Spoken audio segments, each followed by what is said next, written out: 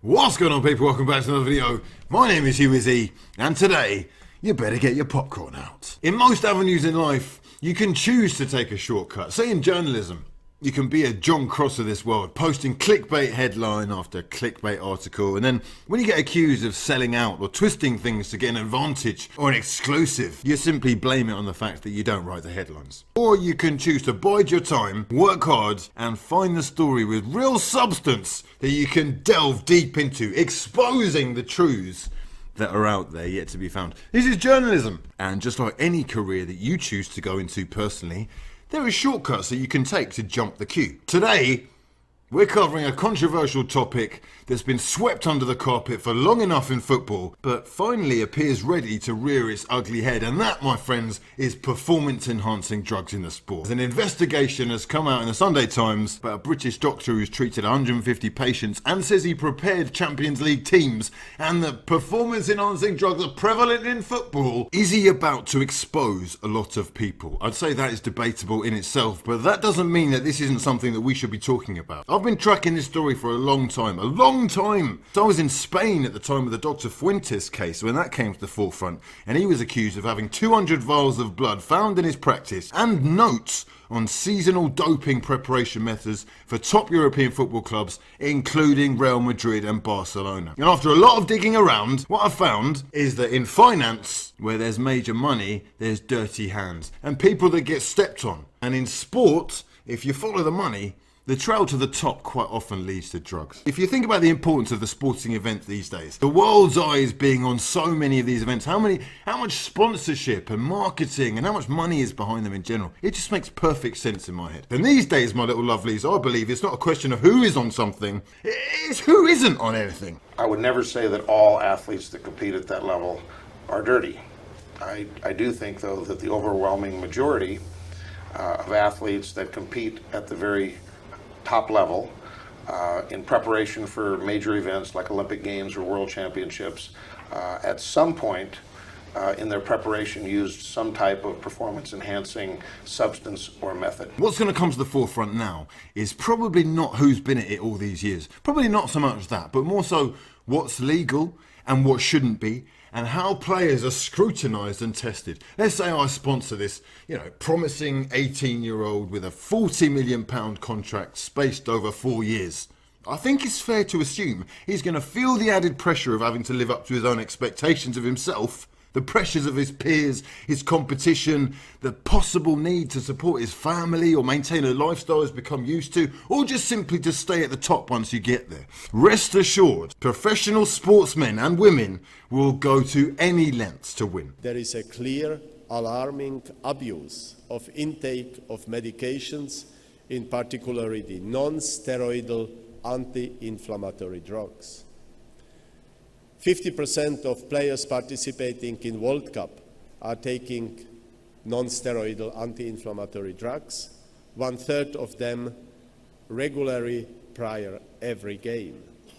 This is for me alarming, and we doctors are responsible. And often, if enough money is behind a project or a player, there's a team of scientists or doctors who've been working in conjunction to create substances that are just untraceable to testing methods or not illegal yet, and have sometimes not even been thought of as having benefits. As we get older, your body produces less and less testosterone. Testosterone replacement therapy is a great thing. So what's happening now is guys are using it to cheat. Of course, whenever there's a way to cheat, guys are using it to cheat. In every sport. The chemical formula of performance-enhancing drugs is actually as interchangeable as any chemical compound. So in layman's terms, if you want to get high legally, you can buy drugs that are sold legally over the counter, because the guys making them have ever so slightly altered a tiny part of an illicit, illegal drug that it technically and legally doesn't even come under the same laws anymore because it isn't the same thing. And that in turn means that the drug agencies are constantly having to work against the clock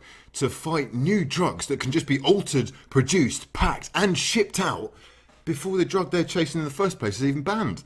20 years ago, if we saw a new drug, we'd go down the pub and celebrate, whereas now we see 50, 60, 70 a year. The compounds are completely untested, and we know nothing about them. We know nothing about the potency, the duration of action, the long-term effects or even the short-term effects of lots of them. Sports are no different. Where there's money, there's drugs. Now, if you've held on this long, stay tuned and share this video if you think someone you know might be interested, because we're about to talk about some of the people involved, some of those who've been caught out already exposed, and some of those who've been brushed under the carpet. There have been cases of athletes and players being caught using performance-enhancing drugs in just about every sport you can imagine. Tennis, athletics, rugby, cricket, weightlifting, MMA, baseball, curling, for fuck's sake, curling. When you get to that elite level of sport and you've worked so hard for a minimum of 10 years to get there, and then you finally are told by someone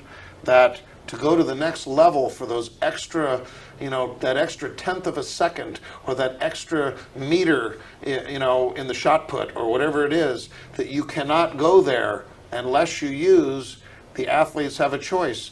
Either give up their dream that they've worked so hard to accomplish for 10 years plus, or use performance-enhancing substances. Cycling, bobsleigh, water polo, rowing, volleyball, horse racing, swimming, ice hockey. Every sport has people who are at it. And in this video, lads, I'm going to show you why, although some people in the media will try and tell you that the suspects are innocent, or had no idea what they were taking, or why the doctors under suspicion shouldn't be trusted, or that they've lied about something in their lives before, or that they're completely incompetent and not worth listening to in the first place. Despite all of those things, there are plenty who are at it right now. For the past 10 years, I have been given a medicine called Mildronate by my doctor, by my family doctor.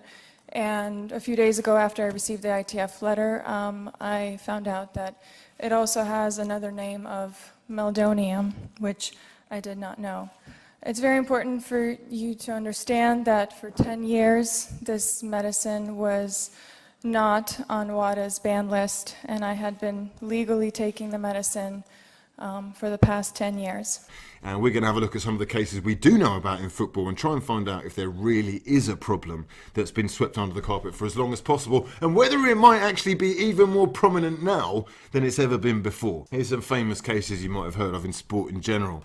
Lance Armstrong, Marion Jones, A-Rod and Barry Bonds, Shane Warne, Tyson Gay, Andre Agassi, Johan Blake, Shoaib Akhtar, Hulk Hogan, Ben Johnson. Were you taking any sort of drugs for that race? Not what they find me with, no.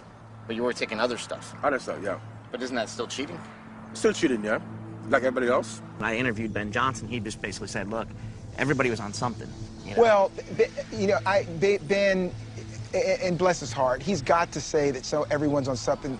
That's justifying his own means. Dr. Exum was the director of anti-doping at the U.S. Olympic Committee for 10 years. He thought his job was to stop drugs in sports, but his bosses had other priorities. He told me that over 2,000 American athletes failed their drug tests, including Carl Lewis, and they were covered up. Nobody believes Carl Lewis ever failed a drug test. Do you have any proof? Oh, certainly.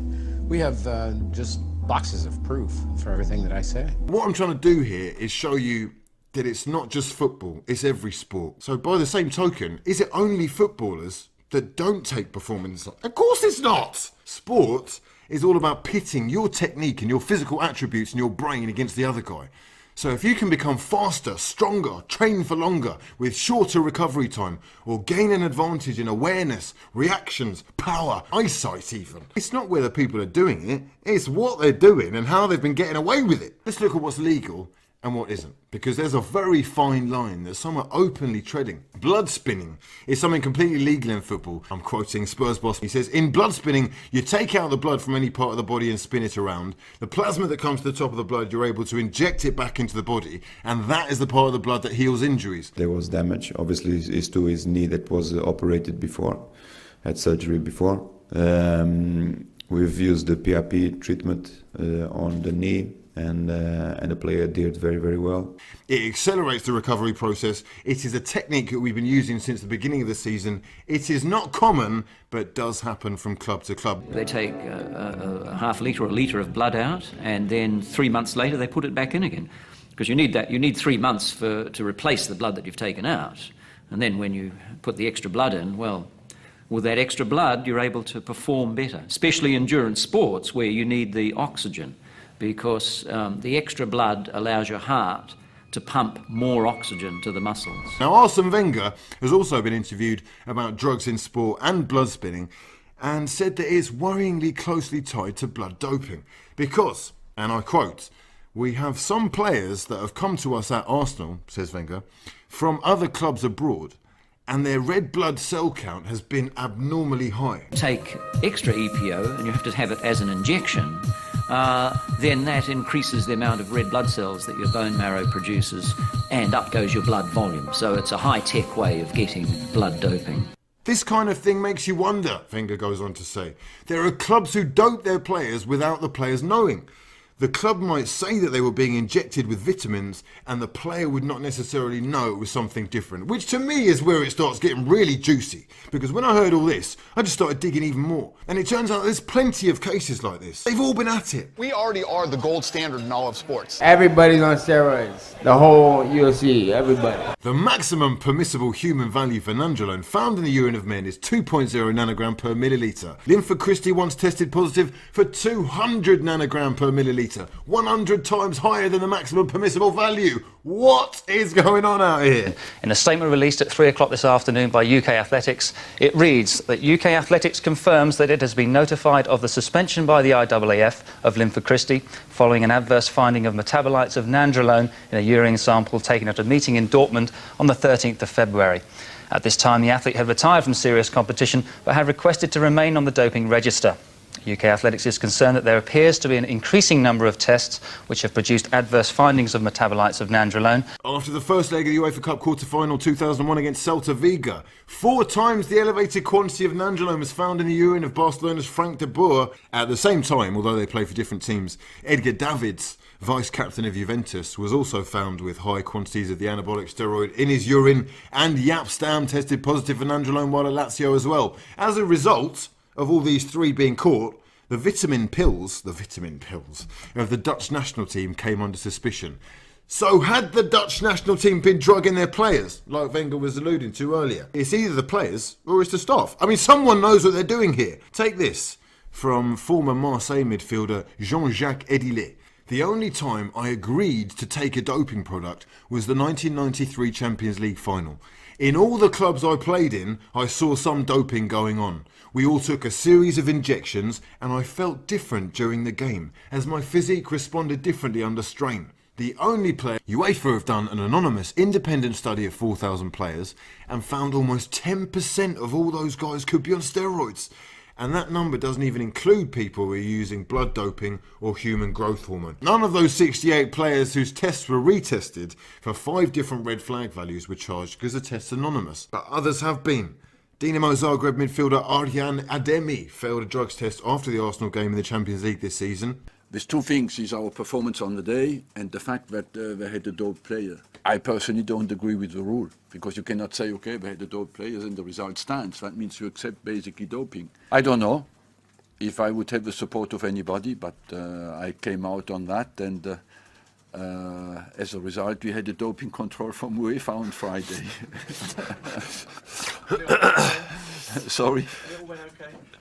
I think so, but there are 10 people on Friday to control us. Edgar Davids was banned for failing a second test. Pep Guardiola was banned for 4 months after failing a test. Diego Maradona was actually the last player to be banned from a World Cup in 1994. That just seems ridiculous. Are you trying to tell me no one's been doing it since 94? Come on, lads. Kolo Touré was banned for 6 months and fined £750,000 for testing positive. And there's still plenty others out there right now. Some of them, much like Maria Sharapova, will have been competing at the very top level for years and getting away with it, using drugs that either haven't been discovered or banned yet, and some of them will never be caught. Where do we draw the line? How far do we go back? And who do we point the finger at now?